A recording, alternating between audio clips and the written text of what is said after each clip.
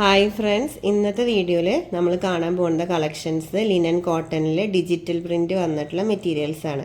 Linen cotton എന്ന് പറഞ്ഞാൽ തന്നെ ഭയങ്കര ലൈറ്റ് വെയിറ്റ് ആയിട്ടുള്ള മെറ്റീരിയലാണ്. അതുപോലെ തന്നെ നമുക്ക് ഈ സമ്മർ സീസണിലൊക്കെ വെയർ ചെയ്യാൻ പറ്റിയ നല്ല അടിപൊളി ഒരു മെറ്റീരിയലാണ് ലിനൻ കോട്ടൺ.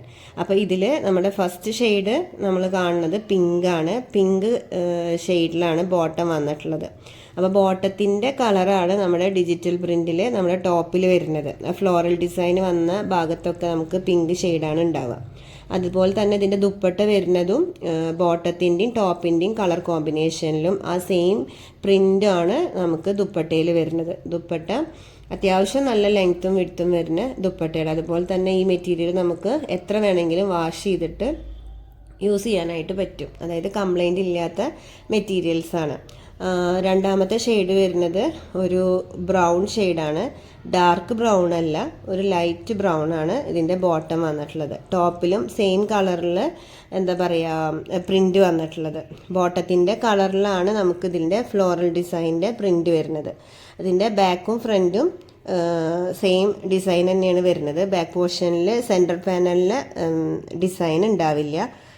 അതുപോലെ ഇതാണ് ബ്രൗൺ കളറ് നമ്മൾ ഇപ്പോൾ കണ്ടുകൊണ്ടിരിക്കുന്ന കളറിൻ്റെ ദുപ്പട്ട വരുന്നത്. അടുത്ത കളറ് ഒരു ഗ്രീൻ ഷെയ്ഡാണ്.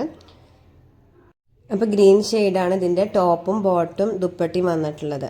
അപ്പോൾ ദുപ്പട്ടയിൽ നമ്മൾ ടോപ്പിൽ കണ്ട സെയിം കളർ തന്നെയാണ് നമുക്ക് ദുപ്പട്ടയിൽ വരുന്ന ഡിസൈൻസും.